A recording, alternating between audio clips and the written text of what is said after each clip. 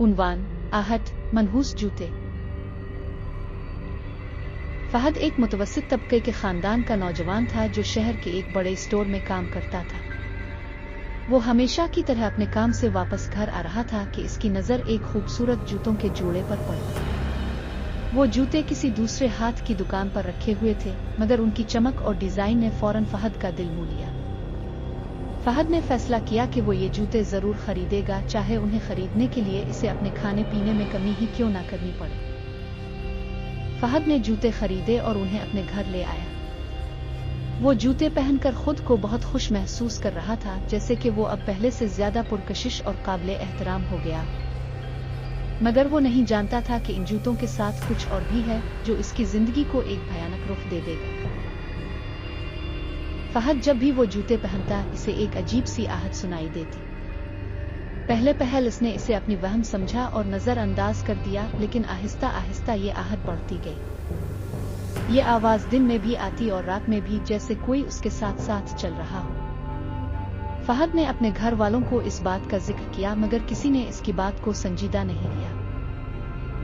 एक दिन जब फहद काम पर जा रहा था तो इसे महसूस हुआ कि कोई उसके पीछे चल रहा है। इसने मोड़कर देखा, मगर वहां कोई नहीं था। इसका दिल दहल गया, मगर इसने खुद को समझाया कि यह महज इसकी तखय्युल का हिस्सा है। चंद दिनों बाद फहद ने महसूस किया कि जब वो जूते पहनता है तो इसे अजीब और गरीब ख्वाब आने लगते हैं। वो ख्वाब में देखता कि वो किसी अंधेरे जंगल में भटक रहा है और उसके पीछे कोई साया आ रहा है। ये साया धीरे धीरे इसके करीब आता जा रहा है और फहद जितना भागने की कोशिश करता, वो इतना ही उसके करीब आ जाता। एक दिन फहद की नींद से अचानक आंख खिली और वो पसीने में शराबूर था। इसे ऐसा लगा कि जैसे वो साया उसके कमरे में ही मौजूद हो। फहद ने जूते उतार दिए और उन्हें एक कोने में रख दिया, मगर फिर भी वो साया उसके जहन से नहीं जा रहा था। फहद ने फैसला किया कि वो उन जूतों के बारे में मजीद जानने की कोशिश करेगा। इसने इस दुकान का रुख किया जहां से इसने जूते खरीदे थे। दुकान के मालिक ने बताया कि ये जूते इसे एक पुरानी हवेली से मिले थे, जहां पर एक खानदान रहता था जो अब खत्म हो चुका था। फहद को अब शक होने लगा कि उन जूतों के साथ कुछ ना कुछ मनहूस जरूर है। इसने गांव के बुजुर्गों से मशवरा किया, जिन्होंने बताया कि इस हवेली के मालिक ने अपनी बीवी को कत्ल करके इसकी लाश को जूतों के साथ दफन कर दिया था। ये बात सुनकर फहद के रोंगटे खड़े हो गए। फहद ने फैसला किया कि वो उन जूतों से जान छुड़ाएगा।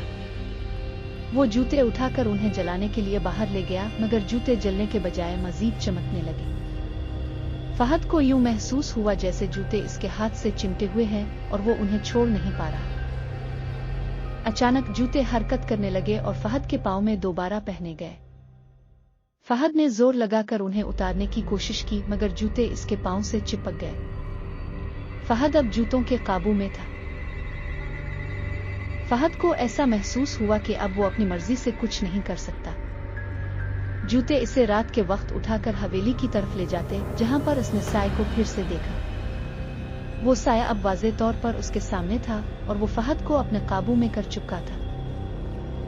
साया फहद को इस हवेली के तहखाने में ले गया, जहां इसने अपनी बीवी की लाश दफन की थी।